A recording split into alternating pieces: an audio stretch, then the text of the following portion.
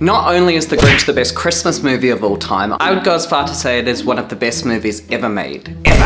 Hey friends, it's Tyler. Next week is Christmas! So today I want to talk to you about my favorite movie of all time, The Grinch. There are so many elements of this movie that made me fall in love with film. From the acting performances to the sets, the costumes, the score. Incredible. Let's go!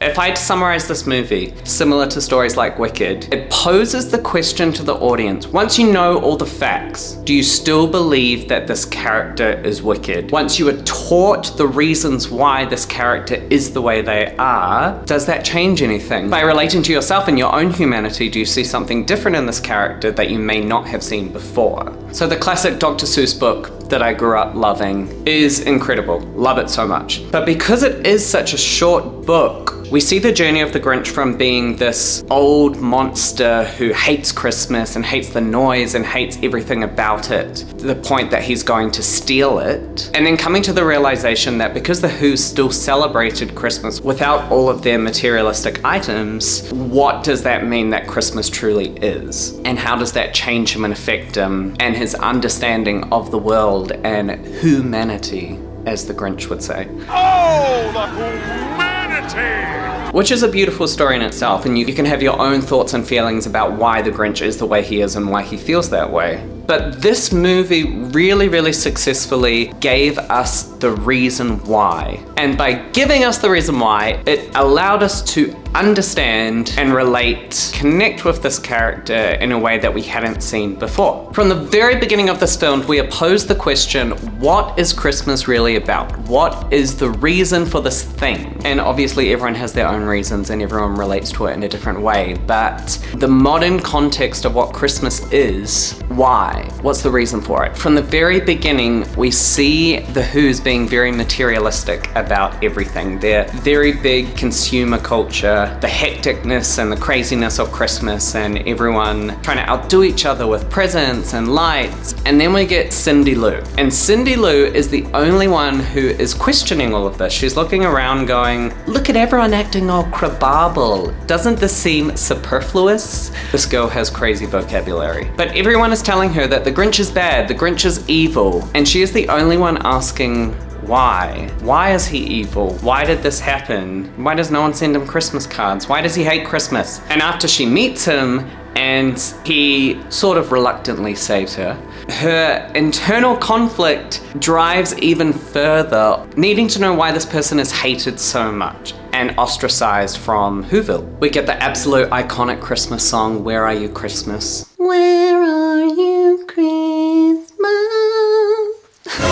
Which I genuinely think is a very beautiful song and relates her journey to the Grinch's journey and wondering, what is this all about? What is the spirit of Christmas? What is the meaning of Christmas? So she sets out on a mission to find out what the story is with the Grinch, and then we get the backstory and the Grinch's childhood. Now I'm telling you, I saw this movie when I was 7 years old and it affected me so much. Obviously was a very emotional 7-year-old and continues to impact me to this day. As a child, the Grinch, like all of us, wants connection, and every time he tries and gets connection as a child, he is further rejected. The more he tries to assimilate with the Who's, the more rejected he becomes. Seeing this little boy hand make a present for a girl he likes in the most ingenious way, using discarded things and just items around the house, beautiful, beautiful. And shout out to Josh Ryan Evans, who played the young Grinch. Very sadly has passed away now, but I think he did an incredible job at playing this innocent, childlike version of the Grinch, which really linked to and related to Jim Carrey's version, and he is very missed. In one final attempt to connect, the Grinch decides to shave off his facial hair that he is ridiculed for, and because he is a child, he cuts up his face, and he turns up to school the next day with a paper bag on his head. When he takes it off, all of the children laugh at him, and so does the teacher! Ugh. That's like where my anger started. That was the moment that started the anger within me about the world. Yes. And that is the final straw that the Grinch realizes that he's never going to connect with these people. And so he goes off and isolates himself and lives alone. And Martha May seems to be the only who has empathy for him.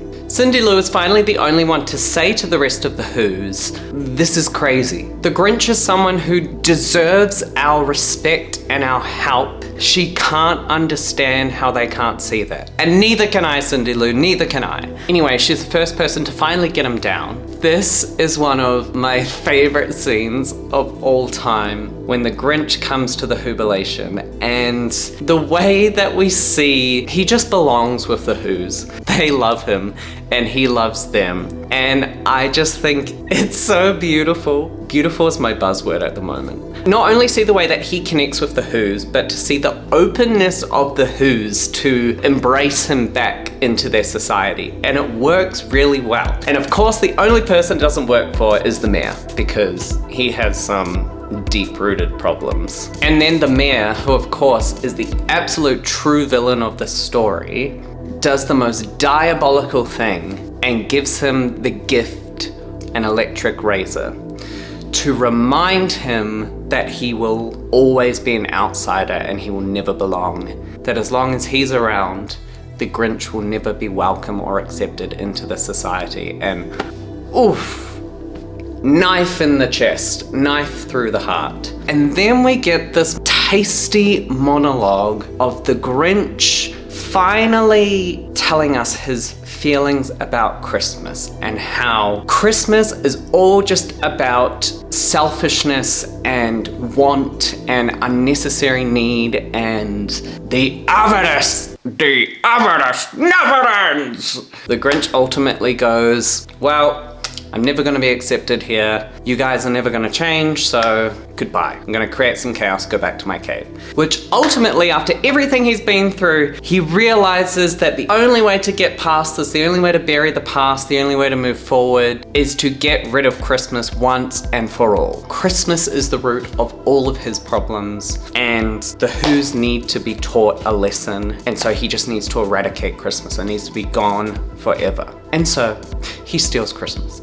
The Who's wake up on Christmas morning, discover that everything is stolen, and of course, the mayor. I was right, you were all wrong, you should have listened to me, but instead you chose to listen to this stupid little girl. And in that moment, the father realizes what Cindy has been talking about this whole time, and also realizes what the Grinch has been trying to say.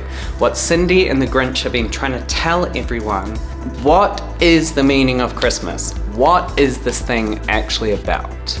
And if it is just about the presents and the competitions and the food, then what is the point? And there is this collective understanding within the Who's of all we need is each other. All we need is connection. All we truly need is to love and to be loved. And Christmas is an expression of that. For me personally, that is what Christmas is about. It's about acknowledging the love and connection you have for people and the love and connection they give back to you. And it's a day to celebrate that, in my opinion. And then for the Grinch to hear the Who's singing and to have this, the biggest epiphany of all time, and realize that he took everything from them like they took everything from him, and they are still happy and content and still connected with each other. And then he realizes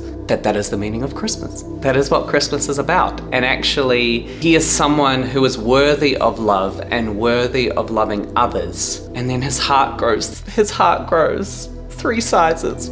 Ugh. And then with some help from Cindy Lou, he goes back to Whoville and he embraces that connection with the Who's. The Grinch and Martha were always supposed to be together, and they are. What gets me so much is I love how they all go back to his cave. He invites the Who's back into his place of solitude, which I think is amazing. And that is the meaning of Christmas.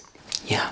To summarize, I really just think that this story is very, very successful in making the audience question what is right, what is wrong, what is good, what is evil, and ultimately, what is the point of this Christmas thing? In a modern context, what purpose can this holiday actually serve for us? And I think it does have a big purpose to serve, in my opinion. Something I love about these movies, these kind of family movies that I didn't understand as a child, the complexity and emotional intelligence of these characters.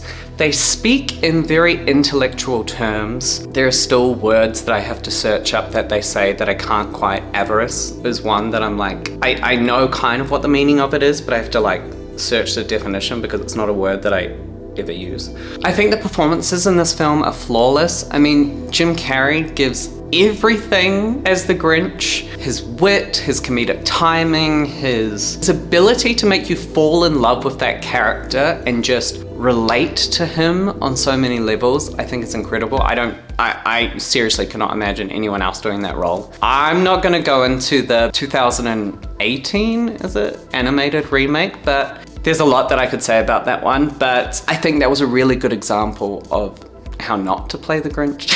The Grinch is a monster and he's crude and grumpy, but you have to love him for it. You have to allow the audience to fall in love with that. He has to be lovable. He's a lovable character. Taylor Momsen as Cindy Lou at like 7 years old. Ugh, brilliant. Again, the emotional intelligence that she has, I think she was very well directed as well by Ron Howard. Christine Baranski, I mean, Martha May is just iconic and I just love her in everything. Molly Shannon, oh my God, another one of my favorites. Fantastic performances. I love the theatricality of this movie. I would almost go as far to say something crazy. This film is almost like filming a live show. It's very clear that Whoville is all a giant set, that it's a practical set. It's clear that everyone has these prosthetics and makeup. There is very limited CGI. I love the theatrical magic, things like the little car that he drives around in is an actual working car. Martha May's light cannon is real and it uses the very smart tactic of it's just reverse film. So they just filmed it, the cannon sucking it in, and then it's just played in reverse. So it looks like it's shooting out. Iconic. It's such a call to classic Hollywood. Something that really shocked me when I moved to the States because I feel like a lot of people don't know this. People are surprised when I tell them. I was surprised as well that actually not much is filmed in LA anymore in terms of movies. So many big budget movies that we know and just not filmed in Hollywood. I think I grew up with this concept that everything was filmed in Hollywood. The Grinch was almost 100% filmed in LA at the Universal backlot. There were some scenes, some snow scenes were filmed in Utah. But that really adds to this kind of classic Hollywood dream for me. In my personal opinion, these stories just connect to our humanity and our sense of selves and our sense of the world and questioning society. Questioning, but also at the same time just wanting to be accepted and wanting to be a part of it and wanting to do good and wanting to challenge people as well and challenge people's ignorance and people's selfishness. That's what storytelling is for me. So all of that to say, I will defend The Grinch for the rest of my life. I think it is such an incredible film. Everyone should watch it every holiday season, or at least rewatch it this holiday season if it's been a while. And let me know your thoughts. If you're one of these people who loves The Grinch, tell me why. If you don't like it, I would also be super interested to hear why you're wrong. No. Just kidding. Thank you guys so much for watching this video and listening to this podcast. I'm going to be doing a lot more movie reviews because I love talking about movies. It's one of my favorite things to do. So let me know if there's any other movies you desperately want me to talk about. I am wishing you all a very happy holidays in whichever way you celebrate. And if you don't celebrate, I really hope you get a day off work. That would be super nice. I love you all and I'll talk to you later. Bye.